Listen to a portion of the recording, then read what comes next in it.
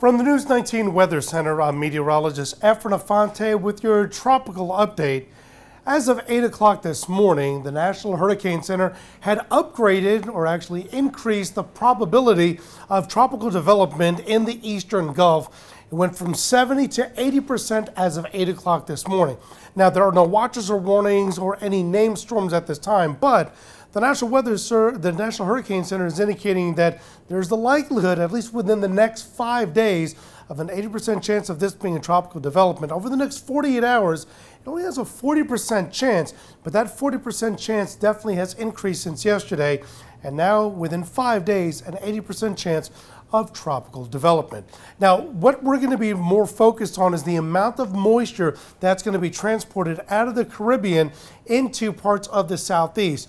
Regardless of what the development may become, the one thing is for definitely certain that there's going to be a lot of moisture coming in from the Caribbean and the Gulf that'll transpond right through Florida and actually into the Carolinas, but even more so into South Carolina itself. Now, as of 8 o'clock this morning, the National Hurricane Center had not given it a name yet. It's still under investigation. 90L, area of low pressure that was just moving just to the north of the state line of Belize and into the northeastern portions of the Yucatan Peninsula. It's still on land, moving northeast at about 2 miles an hour. It is forecasted, though, to get back into waters by later on overnight tonight and into tomorrow morning.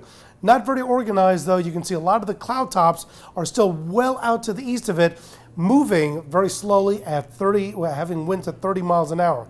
A lot of the spaghetti models are indicating, at least at this time, that the general consensus is that once it makes its way off the coast of Cancun, it'll go straight north and impact anywhere as far as its designated location, anywhere from just east of New Orleans, Louisiana, to just west of Crestview, Florida.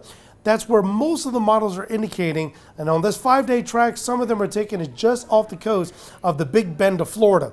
Again, that's a 5-day track. It's very, very early to consider where the track may be. But one thing is for certain, that the computer model guidance from the European model does indicate that starting tomorrow afternoon, waves of heavy rainfall are going to be moving out of the Gulf and into the Gulf Coast states, where they're expecting the highest amount of rainfall.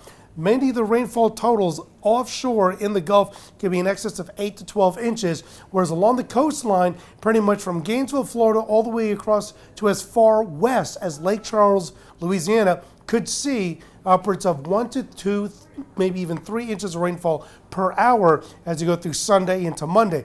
Notice a lot of the rainfall moves into the southeast, and for us, the anticipation is from Sunday late afternoon to evening through Monday afternoon, even Monday night, we could be experiencing very heavy rainfall throughout South Carolina. So again, right now, there's no named storm as of yet, but the National Hurricane Center has increased the probability of tropical development over the course of the next 5 days to now 80%. Will it turn into a tropical depression or even tropical storm? It's yet to be determined, but the one guaranteed factor at this point is that we're going to be expecting tropical rainfall. If not by Sunday, we'll definitely see it by Monday and into Tuesday of next week. We'll have more updates on this on air and online and on WLTX.com.